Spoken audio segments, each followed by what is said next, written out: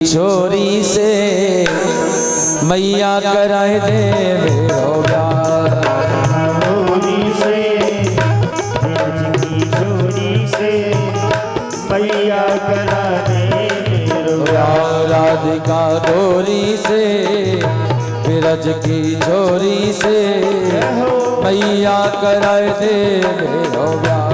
राधिका गोरी से बिरज की छोरी से मैया करा दे मेरो प्यार। राधिका डोरी से बिरज की छोरी से मैया कराए दे मेरो प्यार। राधिका गोरी से बिरज की छोरी से मैया करा दे मेरो प्यार। अरे ये बंधन है प्यार का, ये बंधन है प्यार का।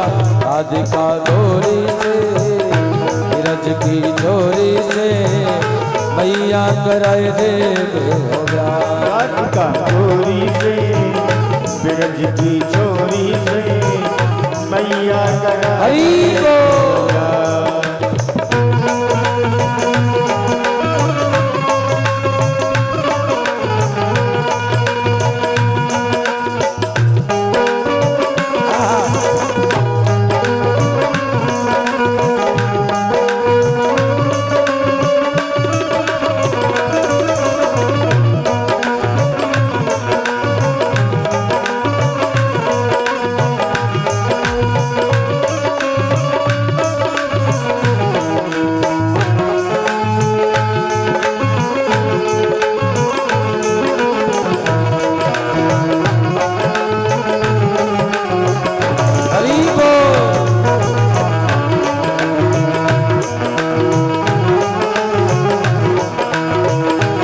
ताली की सेवा करते हो। हरि बोल।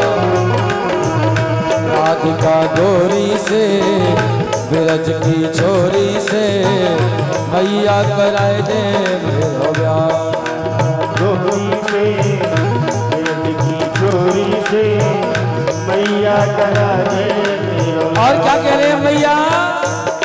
छोटी सी दुल्हनिया तेरे अंगना में डोलेगी। छोटी सी दुल्हनिया तेरे अंगना में डोलेगी। छोटी सी दुल्हनिया तेरे अंगना में डोलेगी। छोटी सी दुल्हनिया तेरे अंगना में डोलेगी। तेरे सामने मैया वो घूंघट ना खोलेगी। तेरे सामने मैया वो घूंघट ना खोलेगी। अरे आएगा रे मजा जीत हार का। उम्र तेरी छोटी है, नजर तेरी खोटी है, कैसे कराओ तेरा प्यार। राधिका गोरी से बिरज की छोरी से मैया करा दे हरि बोल।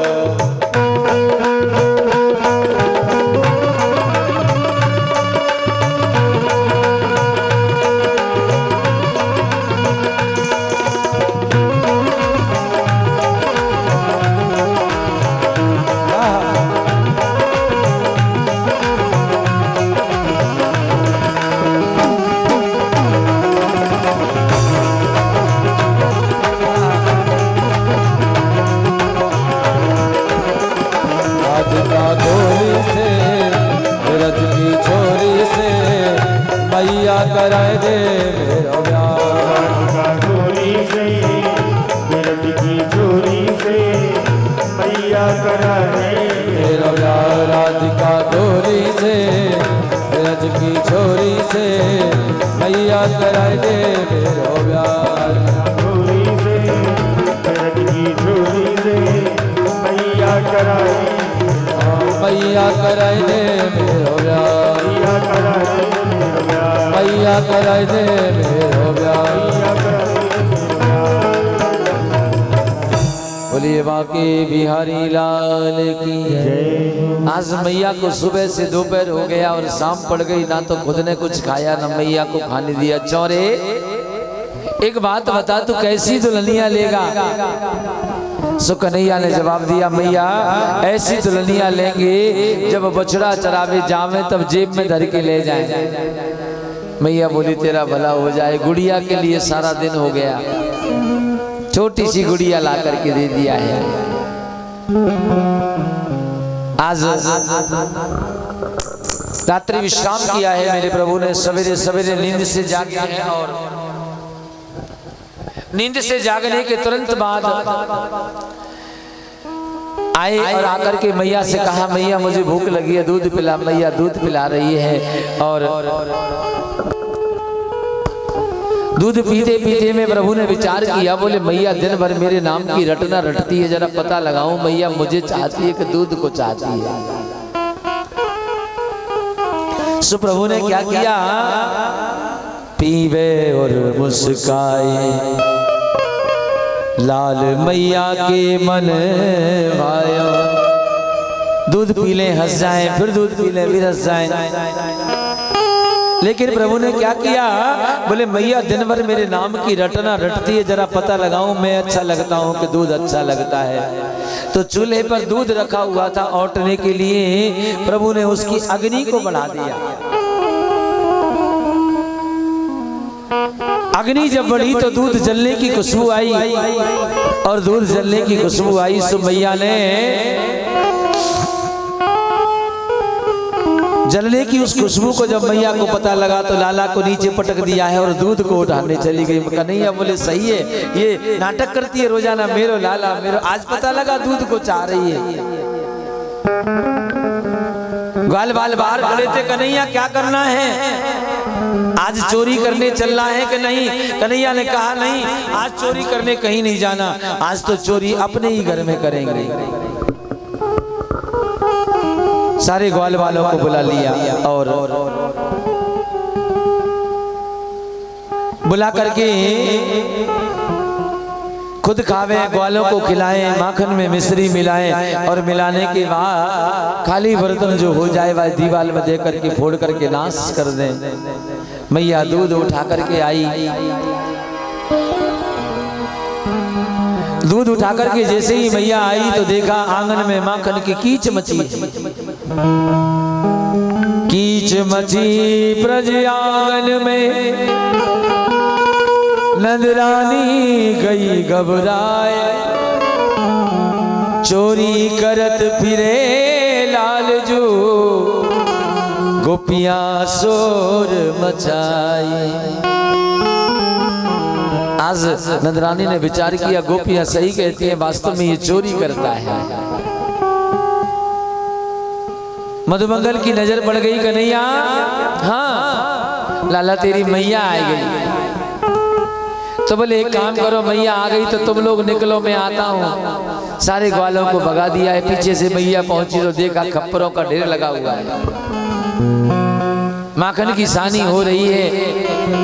आज मैया ने लाठी उठा ली और लाठी उठा करके मैया कन्हैया को मारने के लिए दौड़ी है। सब काम बंद, आज इसे मारूंगी। आगे आगे कन्हैया भाग रही है, पीछे पीछे मैया भाग रही है।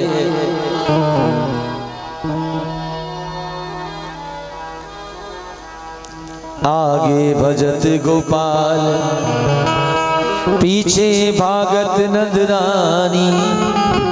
आगे आगे कन्हैया भाग रहे हैं, पीछे पीछे मैया भाग रही है।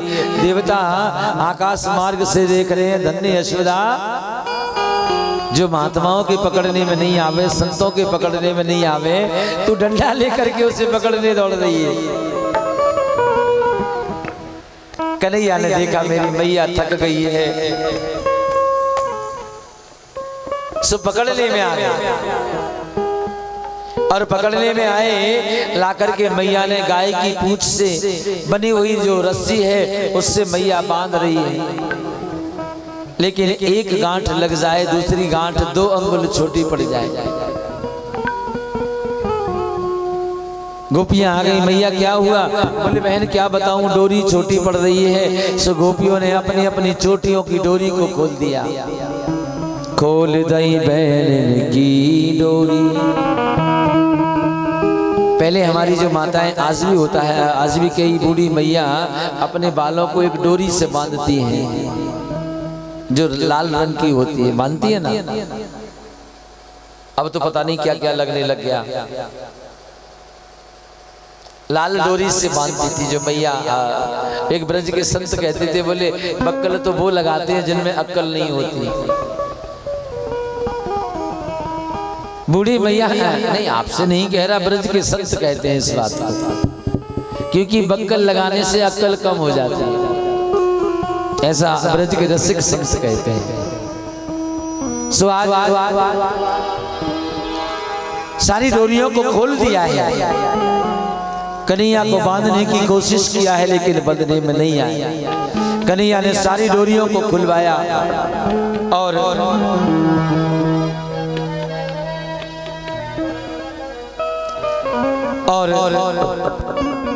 अकेली गाय की पूंछ सी के बालों से बनी हुई डोरी से मेरे प्रभु बंधने में आ गए। मैया तो घर के कामों में लग गई और कन्हैया को ऊखल से बांध दिया है। उलूखल से जब कन्हैया को बांध दिया है, भूख भी लग रही थी, लेकिन गोपाल को याद आया कि मेरे दरवाजे पर यमला अर्जुन नाम के 2 वृक्ष खड़े हुए हैं और 100 वर्ष से ये पेड़ बाबा नंद के दरवाजे के आगे खड़े हैं। आज उलूखल को खींचते हुए प्रभु ले गए हैं और लेकर के जब गए हैं दोनों वृक्षों के बीच में, वाणी गुणान कथनो श्रवणो कथाया, दोनों वृक्षों को उठा करके एक झटका दिया है और बड़े बड़े दोनों वृक्षों को जमीन पर पटक दिया है। दोनों वृक्षों को जब जमीन पर पटक दिया है तो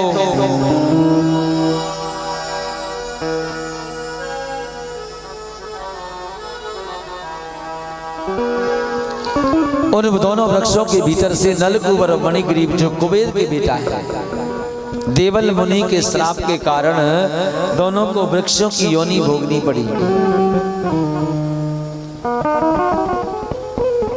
देवल मुनि का श्राप लगा हुआ। उस समय देवर्षि नारद ने कहा, बोले महाराज हमारा उद्धार कब होगा? बोले यदुवंश में जब कृष्ण अवतार होगा तब तुम्हारा उद्धार होगा। आज कन्हैया ने यमला और अर्जुन नाम के दोनों वृक्षों का उद्धार किया है। शाम के समय बाबा नंद, उपनंद, सुनंद सारे ब्रजवासी इकट्ठा हुए हैं और सबने विचार करके बाबा नंद से कहा है, बाबा ये लाला तुम्हारा जब से पैदा हुआ है तब से कोई ना कोई तकलीफ यहाँ आ रही है। बाबा ऐसा ना हो कि लाला के लिए कोई नई परेशानी खड़ी हो, उससे पहले इस गोकुल को छोड़ देना चाहिए। बाबा नंद ने कहा, भैया हम कहाँ जाएंगे? इतना गौधन, गजधन, बाजधन, महल अटारी छोड़ करके कहाँ जाएंगे? आज ब्रजवासियों ने समझाया, बाबा संतान से बड़ा कोई सुख नहीं होता। जहां संतान को रहने में परेशानी आए उस जगह को छोड़ देना चाहिए।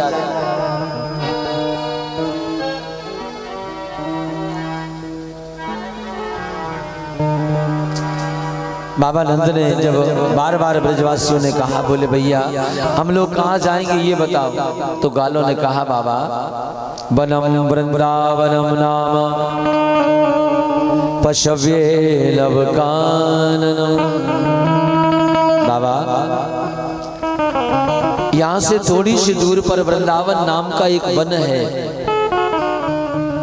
उस वृंदावन में हम चले और वृंदावन में चल करके वहाँ गोवर्धन पर्वत का सहारा है, यमुना का किनारा है, वहाँ हमारे चारों तरफ से आनंद ही आनंद है। बाबा नंद ने कहा, बोले भैया जैसा तुम्हारा मन कह रहा है मैं चलने को तैयार हूँ। आज सारा सामान गाड़ियों में भरा है, अपने गौधन गजधन सारे धन को लेकर के बाबा सारे ब्रजवासियों के साथ गोकुल को छोड़कर वृंदावन जा रहे हैं। ध्यान देना, मथुरा जन्म स्थली, गोकुल उत्सव स्थली और वृंदावन भगवान की खेल स्थली, और बाद में लौट करके वही मथुरा कर्म भूमि बनी है भगवान की। आज सारे ब्रजवासी अपना अपना सामान गाड़ियों में भर करके जा रहे हैं और वृंदावन में दाऊ भैया से कहा, दाऊ भैया वृंदावन में जाकर के आनंद और दोगुना बढ़ जाएगा। आज सारे ब्रजवासी चले हैं वहां से और वृंदावन में पहुंचते ही 20 कोस का वृंदावन है। उस वृंदावन में सारे के सारे ब्रजवासी जब पहुंचे हैं, कन्हैया से कहा, कन्हैया यहाँ तो बात दोगुनी हो गई। गोकुल में तो ना तो कहीं कोई किनारा था, नहीं जाने के लिए, यहाँ तो यमुना का किनारा है और गोवर्धन पर्वत का सहारा है। आज कन्हैया ने कहा, हाँ वास्तव में वृंदावन की भूमि आज स्वर्ग है। अगर वृंदावन में ठाकुर जी का दर्शन करने गए हैं तो, बाकी अगर पिकनिक मनाने गए हैं तो वृंदावन में बिहारी जी आपको कहीं नजर नहीं आएंगे। भगवान के दर्शन करने की लालसा लेकर के अगर वृंदावन में गए हैं तो वास्तव में आज भी वहां के बिहारी का दर्शन कण कण में होगा। पर वो कब होगा? जब ब्रज में पहुंचकर सेल्फी से फुर्सत मिलेगी तब। इस मंदिर के आगे खड़े हो गए, उस मंदिर के आगे खड़े हो गए, दर्शन तो 2 मिनट किए। कैसा है वृंदावन? आप सभी बोलेंगे, श्री वृंदावन धाम अपार, तुरटे जा राधे राधे। सभी गाइए, श्री वृंदावन धाम अपार, तुरटे जा राधे राधे। वृंदावन धाम अपार, तुरटे जा राधे राधे। हाँ तुरटे जा राधे राधे, तो बजे जा राधे राधे। सभी गाइए, राधे राधे, बजे जा राधे राधे। तो बजे जा राधे राधे, तुरटे जा राधे राधे। राधे राधे, तुरटे जा राधे राधे। राधा अलबेली सरकार, तुरटे जा राधे राधे। राधा अलबेली सरकार, तुरटे जा राधे राधे। श्री वृंदावन धाम अपार, तुरटे जा राधे राधे। वृंदावन धाम अपार, तुरटे जा राधे। हरि बोल।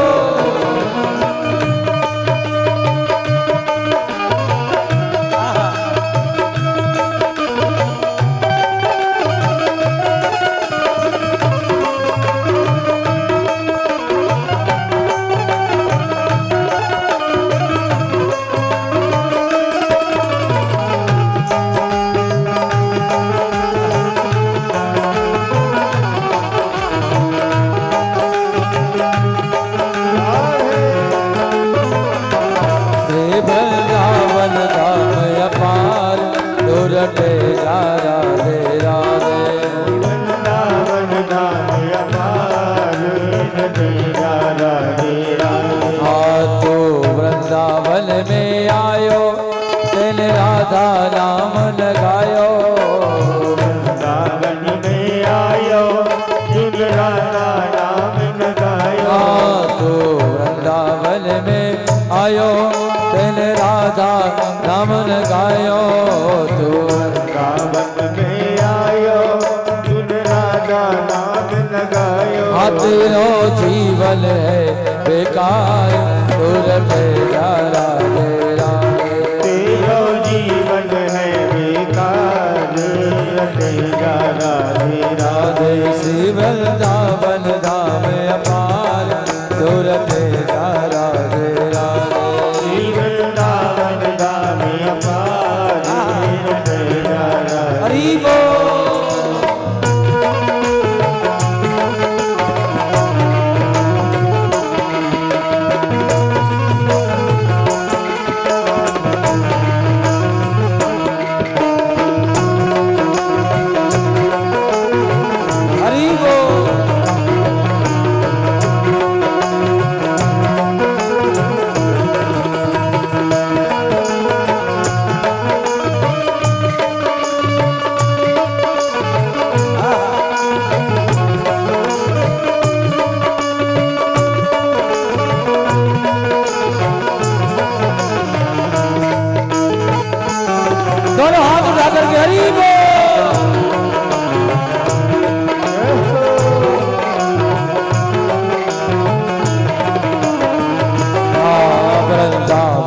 दर्श कराओ तो राधा नाम सुनाओ।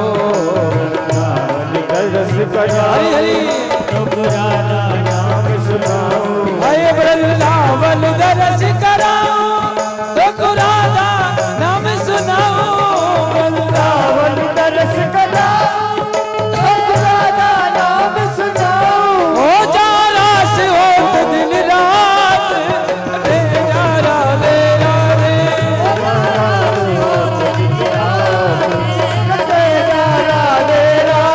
श्री वृंदावन राम अपार पूरब जा राधे राधे।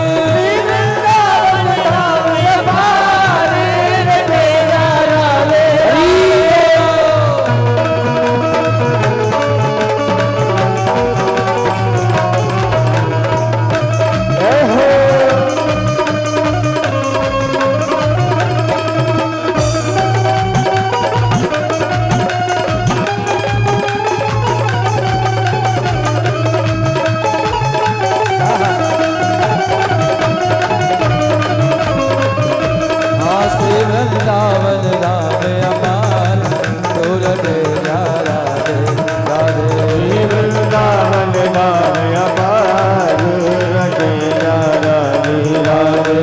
पूरब जा राधे राधे तू भजे जा राधे राधे। जा राधे राधे तू बजे जा राधे राधे। हाँ राधा अलबेली सरकार पूरब जा राधा अलवेली सरकार रटे जा राधे राधे। हे राधा अलबेली सरकार पूरब जा राधे राधे। राधा अलवेली सरकार रटे जा राधे राधे। बोलिए वृंदावन बिहारी लाल की। जय हो। आज वृंदावन में आते ही कन्हैया का मन और प्रफुल्लित हो गया है। और पहले गायों के रहने के स्थान बनाए और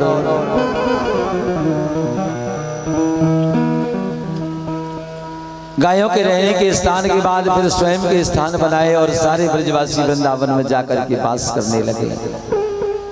एक दिन कन्हैया सवेरे सवेरे मैया से बोले, मैया अब मैं बड़ो है गयो तो बच्चा गाय चरावे जाऊं। मैया ने कही, लाला तू अभी छोटो है तो छोटे छोटे बछड़े पकड़ा दिए। बत्साल मुंचो हजारों की तादाद में बछड़े दे दिए कन्हैया को। आज रोजाना ले जाते रोजाना ले आते। ब्रह्मा जी ने भी बछड़ों को बंद कर दिया था, लेकिन कन्हैया ने 1 वर्ष तक किसी को पता नहीं लगने दिया।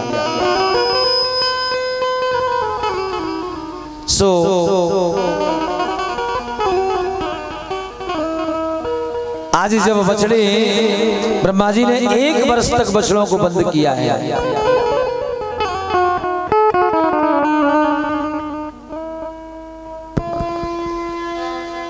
आज बछड़ों को जब बंद कर दिया है, कन्हैया ने 1 वर्ष तक पता नहीं लगने दिया। और 1 वर्ष के बाद जब ब्रह्मा जी ने आकर के देखा कि अब तो गौ माताएं हो रही होंगी,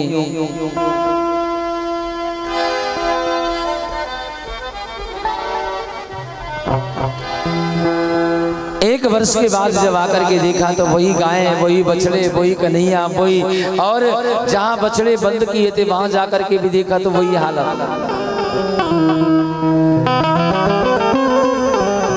भगवान सुखदेव कहते, राजन धीरे धीरे धीरे धीरे धीरे कार्तिक का महीना आया है और कार्तिक के महीने में मेरे प्रभु ने शुक्ल पक्ष में जो अष्टमी तिथि आती है उस दिन से प्रभु ने गाय का पूजन किया है। और गौ माता का पूजन करने के बाद प्रभु गाय चराने के लिए जाने लगे, जिसको गोपाष्टमी कहा जाता है। ध्यान देना, कार्तिक के महीने में शुक्ल पक्ष में अष्टमी के दिन गाय का पूजन जरूर करना चाहिए, क्योंकि गोपाष्टमी के दिन गौ माता का पूजन करने से आयु, विद्या, यश और बल, 4 चीजों का आनंद होता है आदमी के जीवन में। आज कन्हैया ने गौ माता का पूजन किया है और पूजन करने के बाद गौचारण के लिए जाने लगे।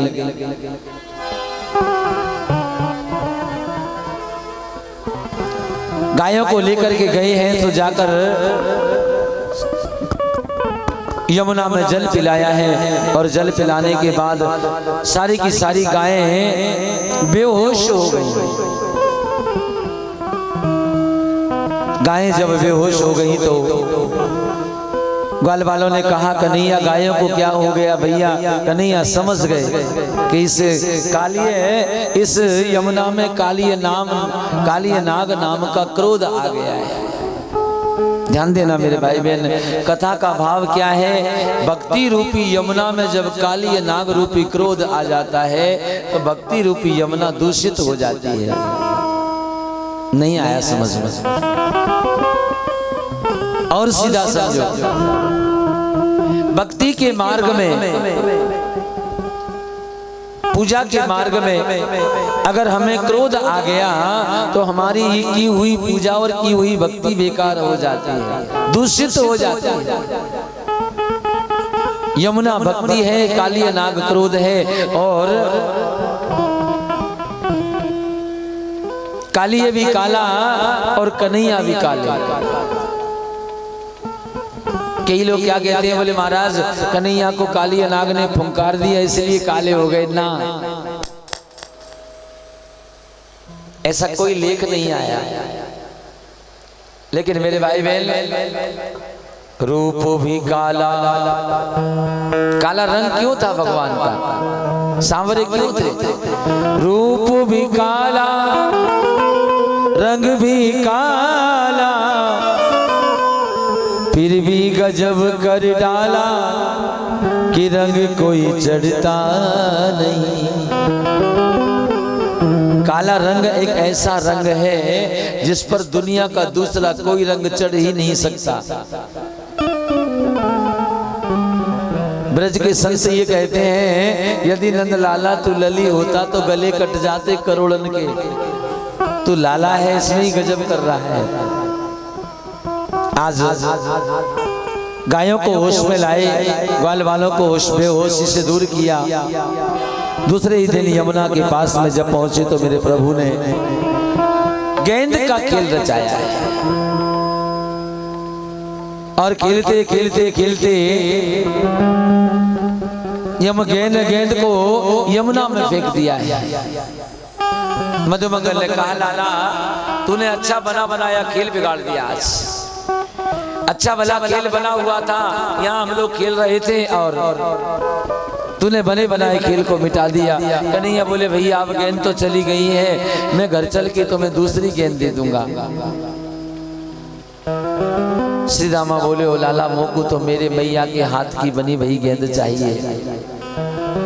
कन्हैया ने कहा एक के बदले में 2 दे दूंगा। कन्हैया स्पष्ट मना कर दिया, मुझे मेरे मैया के हाथ की बनी हुई गेंद चाहिए, मैया ने प्यार से बनाई थी।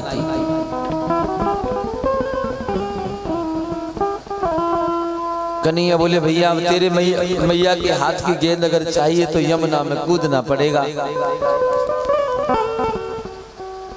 यमुना में जाना ही पड़ेगा। सबने मना किया लेकिन कन्हैया सबके मना करते करते पेट बांधकर कदम के पेड़ पर चढ़ गए और जाकर के एक छलांग लगाया सो यमुना के कालिय कुंड में जाकर के कूद गए। कालिय कुंड में जब जाकर के कूद गए तो नाग अपनी नाग पत्नियों के साथ में बैठा है